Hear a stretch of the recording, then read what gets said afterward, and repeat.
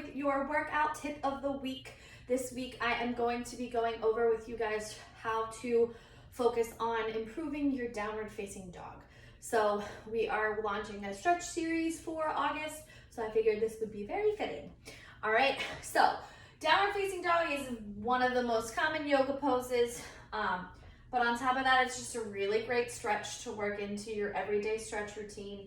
So you want to walk your hands down. You can even start in plank if you want to. And then all you really want to do is wiggle your toes in just a little bit and then press into your heels so that they're coming towards the floor. Lift your hips up nice and high and then kind of press your chest towards your thighs. So you should look like a nice triangle shape, kind of as you're seeing here. Your heels don't have to touch the ground. A lot of us are not flexible enough in the lower leg to do that, but ideally, after a lot of downward dogs in your life, that's something you could be able to do.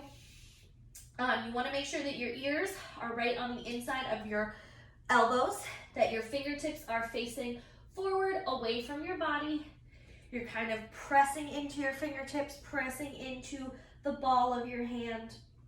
It can even kind of look like you're making a little cage with your hand on the ground.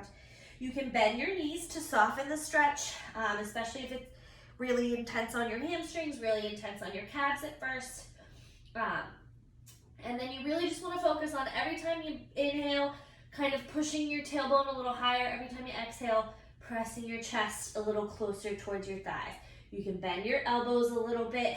You can kind of push one heel to the floor and then the other.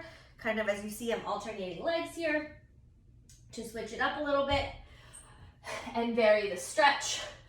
And then, as I mentioned, you can bend your elbows a little bit to kind of work out the shoulders. But that is your downward dog stretch. So it's nothing too crazy. To modify, you really just have to bend your elbows or bend your knees. You could always rest and lift up and hold the stretch for 5 to 10 seconds at a time, and then relax and then do it again. If you're tight in the shoulders, you're really gonna feel it right away. It might even be a little difficult right away. So really what you gotta do, bend the elbows a little bit and just do it for short periods of time, no more than 10 seconds. All right, so that is your downward dog. That is a great stretch for your shoulders, your upper back, your lower back, your hamstrings, and your calves. It hits the whole, pretty much, backside of your body. And that is that. So hopefully we'll see you for our stretch series this month, and we will be bringing you more information.